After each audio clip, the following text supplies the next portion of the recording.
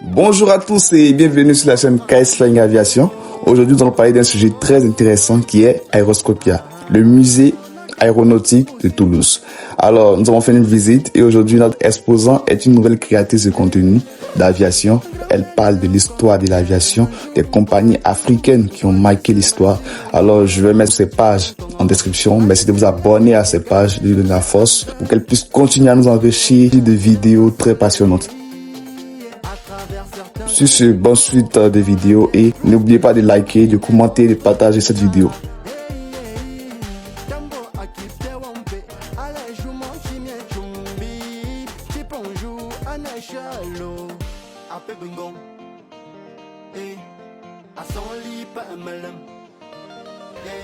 Bonjour à tous, bienvenue dans cette édition spéciale. Aujourd'hui, nous allons visiter ensemble Aeroscopia.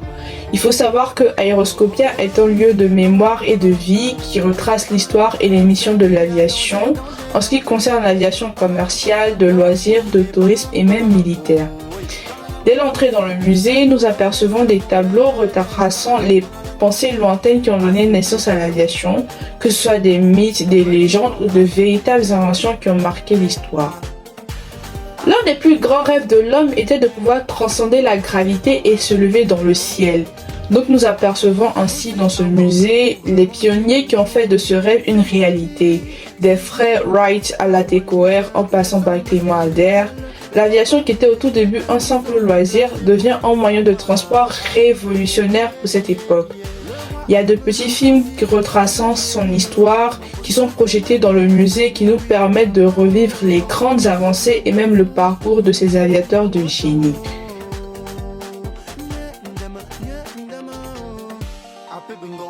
Mais les plus grandes révolutions auront lieu lors de la Première et Seconde Guerre mondiale, où les ingénieurs et l'ensemble du corps aéronautique vont se surpasser pour fabriquer des machines toujours plus performantes, rapides afin de gagner la guerre.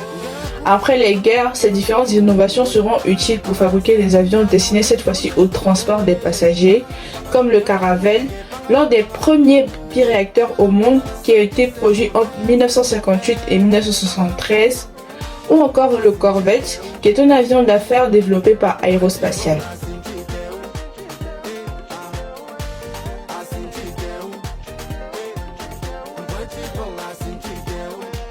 Est aussi présent dans ce musée une partie du Super Guppy, qui est un avion cargo civil utilisé pour transporter les tronçons des avions Airbus pour leur fabrication. On peut remarquer que les éléments transportés étaient chargés à l'intérieur par une ouverture à l'avant de l'avion.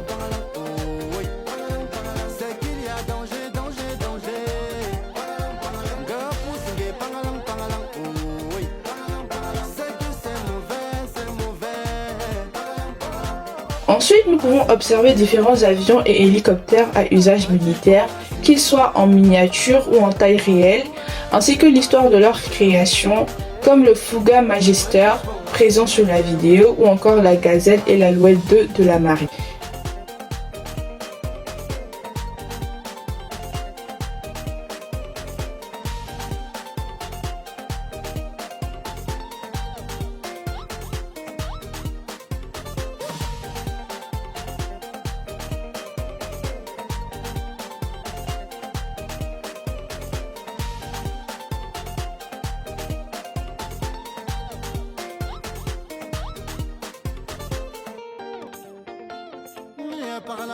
Mais les avions ne servent pas qu'à transporter les passagers, mais aussi à faire des observations scientifiques. L'avion utilisé par Météo France est par exemple truffé de capteurs permettant de faire des campagnes expérimentales et des mesures.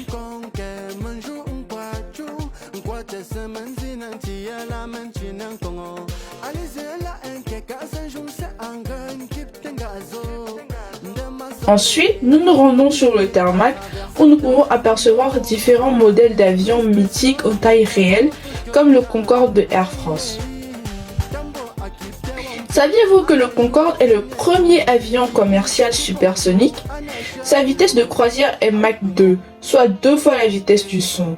Il a été exploité entre 1976 et 2003 par Air France et British Airways et permettait de faire un vol Paris-New York en 4h30 au lieu de 8h30 avec un avion de nos jours. Mais faute de rentabilité, il a été retiré de la flotte, mais il reste une évolution majeure dans l'histoire de l'aviation.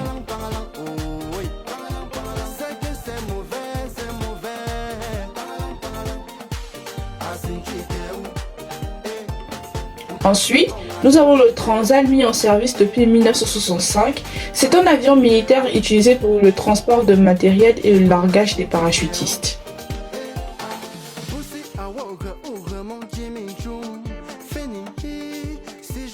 Sur une deuxième partie du tarmac, nous pouvons apercevoir de majestueux avions de la famille Airbus, comme l'A340-600, un avion de transport long courrier, l'A320, un moyen courrier.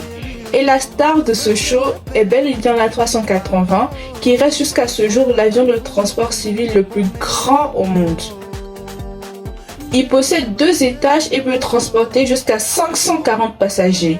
Il possède 4 moteurs et la puissance nécessaire pour faire voler cet appareil peut permettre d'alimenter une ville d'environ 150 000 habitants. La fabrication de l'A380 a été arrêtée, mais elle est toujours exploitée par des compagnies comme Emirates, Singapore Airlines ou Lufthansa. Passons à la visite de son intérieur. Comme vous pouvez le constater, l'intérieur de cet appareil est vraiment spacieux. Il possède 4 types de classes, de l'économie à la première classe. L'un des grands avantages de cet avion est dû au fait que sa taille permet des cabines très spacieuses et confortables pour ses passagers. Il possède une chambre à coucher, une salle de bain et même un bar pour ceux qui en ont les moyens.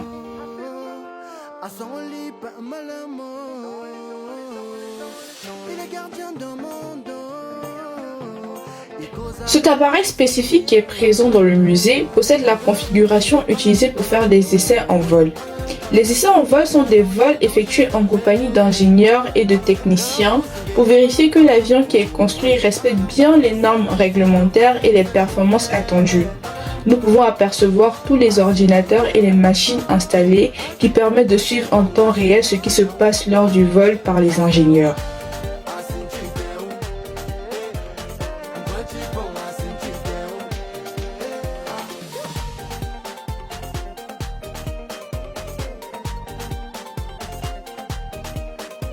Ensuite, nous visitons le Concorde dont nous avons parlé plus tôt.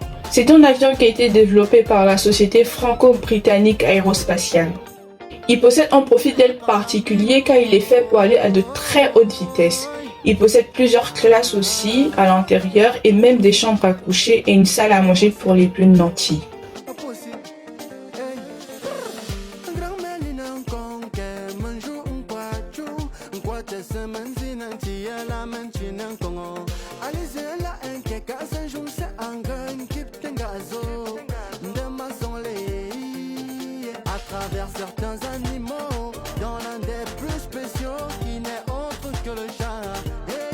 Passons maintenant à la visite de l'A300B, qui est le tout premier avion de la famille Airbus. Il décolle pour la première fois en 1972. Il pouvait accueillir 270 passagers et venait faire la concurrence aux avions américains qui étaient les seuls sur le marché. À cette époque, il ne suffisait pas d'avoir 2 pilotes pour faire voler l'avion. Il fallait aussi la présence d'un ingénieur navigant qui s'occupait de gérer la poussée des moteurs. Nous pouvons aussi apercevoir la toute première version des équipements utilisés par les pilotes, comme les masques à oxygène pour les passagers et le personnel technique, ou encore les bouteilles d'oxygène. Nous terminons cette visite par une vue globale des avions qui sont présentés dans ce musée. J'espère que cette visite vous a plu et a été très instructive pour vous.